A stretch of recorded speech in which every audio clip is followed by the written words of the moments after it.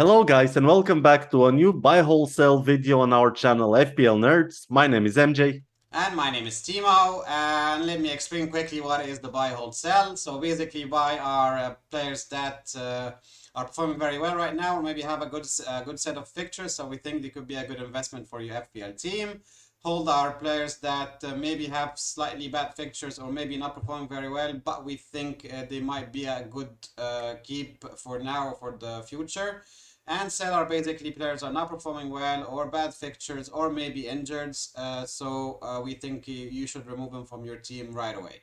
So let's jump into it and see who we have for you today on the list. All right, so the first pick in the buy category is Solanke. I think he's a very good option within his price point. Last game he played, he provided 2 assists. He looked quite good overall. He's a very physical player. He knows how to use his body and he has those runs. And whenever he does that, he definitely challenges the defenders.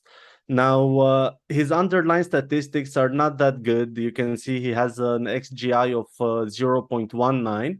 However, I would like to point out that so far they had tough fixtures. Now, looking at the fixtures that are coming, they're going to play against Fulham away, Southampton at home, and West Ham away, which are not very strong defensively. So I think he is definitely a good pick in my opinion. Yeah, look, and to be honest, if we take into consideration that he didn't play two full matches and only half of a match Good due point. to injury, and looking at his record so far, he only have one goal, one three assists, but he had a very tough opponents in the very beginning. Now the fixtures are turning good for Bournemouth. Actually, they are third on the season ticker for the on the attacking perspective in the next five or so. So they have a good chance of scoring more. And he did, as you said, return 2 assists. Plus, in the championship last year, he actually had 29 goals and 7 assists to his name in 46 appearances, which is not bad at all.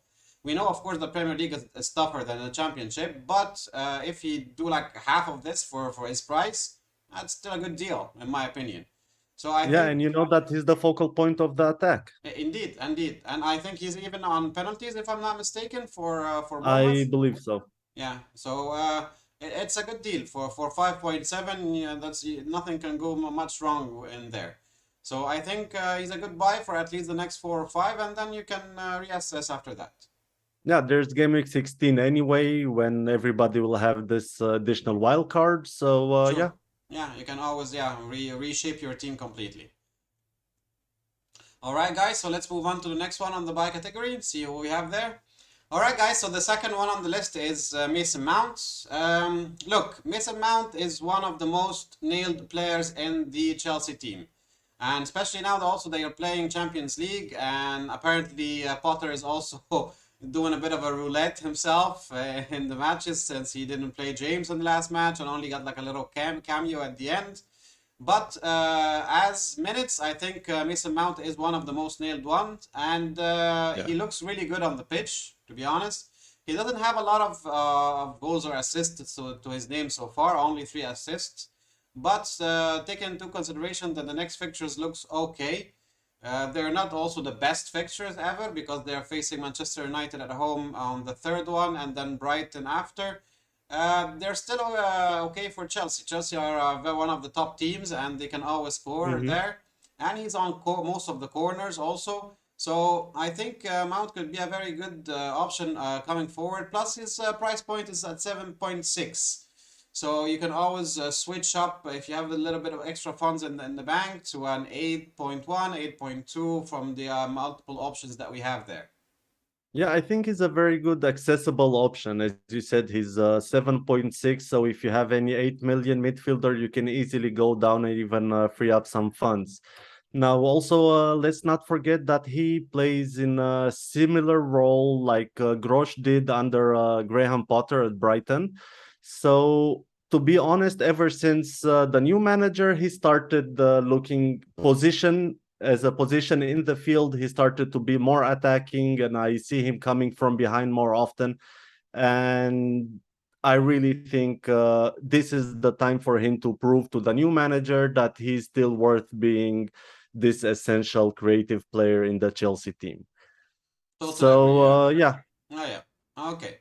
So that's it for the buy category. Let's jump in and see who we have for the hold. All right then. So the first pick in the whole category is Kieran Trippier. He's valued at 5.6 million at this point. He started the FPL Game Week 1 with 5 million. This can only tell you how much of a good choice he was along the time. Now, I know that he's going to be playing against Manchester United and Tottenham in the next three games. However, I still think he's definitely a very good asset to everybody's team, actually. And if you kept him so far, why would you sell him? He's the second highest scoring defender after Cancelo, which has a totally different price range. And his average his points per match are 5.4 points per match. Why would you want to change him? And he already scored against Manchester City. Despite the fact that he received 3 goals, he was able to score a free kick. So I would personally not sell him. I will definitely not sell him unless he has an injury, or FPL is always full of surprises. So True. best not to say never, never say never. But at this point in time, I'm definitely not thinking about it. Yeah, look, and he's also like on the corners, on most of the set pieces. He's always making these crosses inside the box to somebody can Mm-hmm. just tap in the goal or a header or something like that. So I think overall, and he also from the set pieces can do this really nice shot that he scored the goal from against City. So overall, I think Trippier is a very good option. Plus, what happened a couple of weeks ago when they were playing Fulham, when he came out before the end of the match, and then Fulham scored after, we banked the clean sheet for that. So if the scenario Mm-hmm. repeats and then he gets out on the 70th or 80th minutes, and then some, and then the other team scores, we still bank the clean sheet, which is always good for us as FPL managers. So I think overall he's a very good FPL asset, and I think you should keep him even through the tough fixtures and see what happens. But I think, yeah, he's a keep for now at least. Yeah, yeah, yeah. I have to agree on that, definitely. All right, so let's move on to the next one. Okay, guys, so the second player on the whole category is actually Martinelli. And yes, Arsenal do have a blank in a couple of weeks, but if you look at the fixture beside that, it's very good for Arsenal. Like the next one is against Leeds away, and Leeds so far are proving that they're not very good defensively.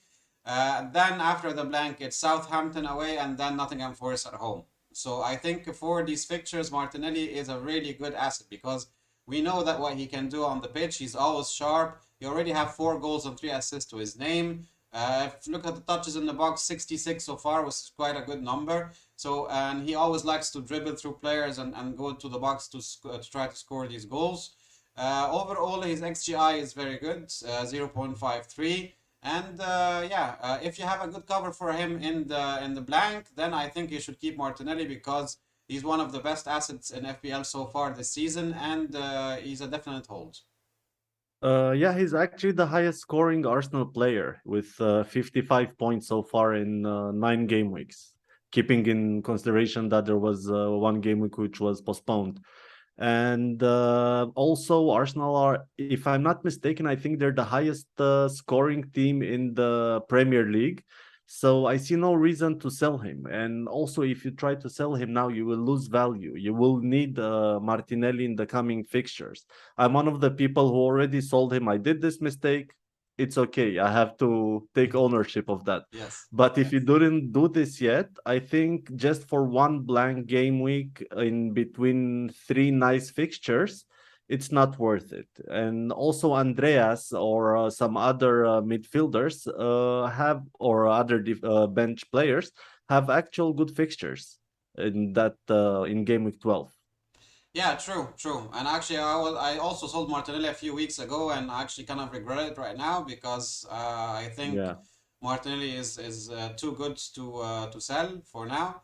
I'll probably consider getting him back again, but of course not before the blank. Will not make sense right now. So I would think around game week 13 against Southampton, I'll probably try to get Martinelli back.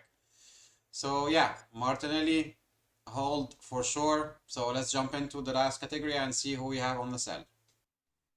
All right, so the first sell is Luis Diaz. Unfortunately, he picked up a pretty bad injury against Arsenal. He went out minute 40, and he's not expected to come back before the end of the World Cup.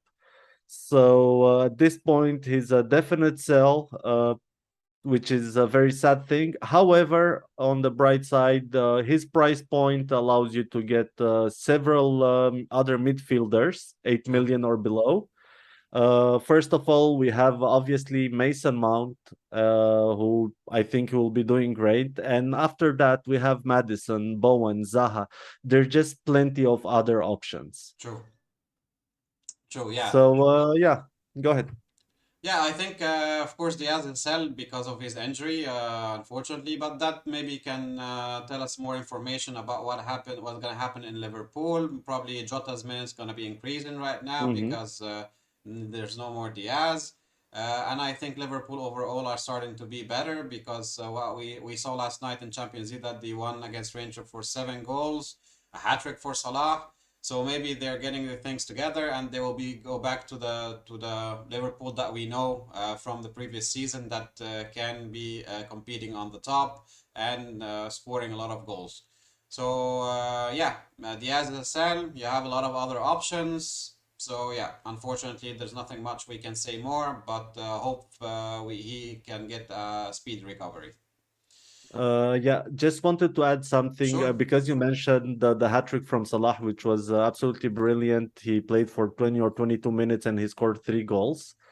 However, what I wanted to add here is that nowadays Liverpool is also playing a 4-4-2, and Salah is playing very wide. Okay, so he might be limited now that they're playing with two strikers, and maybe Jota will be on the left or Carvalho, depending. I don't know if Salah will be as an amazing asset as some of us might think, considering the very good fixtures that are coming. I think we can still wait for one more game week or two more game weeks and then start investing into Salah again if we don't already have him. Yeah. Okay. Fair point. Fair But point. for Diaz, I agree. He's a sell. Okay. So let's move on to the next one then. All right, guys. So the last one on our list is actually Nico Williams, and here's the logic behind it. Basically, we saw that Ori now is competing with him on the same position, and he's starting to lose game time. One of the main reasons that we actually got Williams in the beginning that he was a very cheap option that is playing all the 90 minutes every match. Now that changed. Plus, if we took a look at the fixture, yes, Wolves could be a good match for them, the next one, but after that it gets really bad for Nottingham Forest. Brighton away, Liverpool home, Arsenal away. So in all kind of aspects, I think Williams now is a must sell. The only kind of question now is who to bring in instead. Well, in the 4 million category, there is not much option that we can do there. So I think the best thing would be to upgrade him a bit to a 4.3, a 4.5, Exactly, exactly. and just if you have like a zero point 0.3 in the bank or something or 0.4 in the bank, you can always easily upgrade him to another player, which is 4.3. Guay, for example, from Crystal Palace, they have good matches and he's quite cheap. I think he's still at 4.3. So Yeah, yeah, yeah, he's no, there are pretty good options actually between 4.3 and 4.5 million. I think there's actually a lot of decent options. Also, even Brighton might be a good shout. 8 Nuri from Wolverhampton, also. Guay at 4.3 as well. So there are many options. Unfortunately for Neco Williams, or fortunately, maybe he needed the rest. Now there is Aurier who's fighting with him on the same position, and they seem to share it pretty much. And it's not this that this actually makes both of them not a very good FPL asset. Indeed, exactly. All right, guys. So that's it for today's video. I hope you enjoyed the content. If you do, just don't forget to drop us a like, subscribe, and hit the notification bell so you can get all the new videos. Thank you for watching. Have a good day. All right, cheers.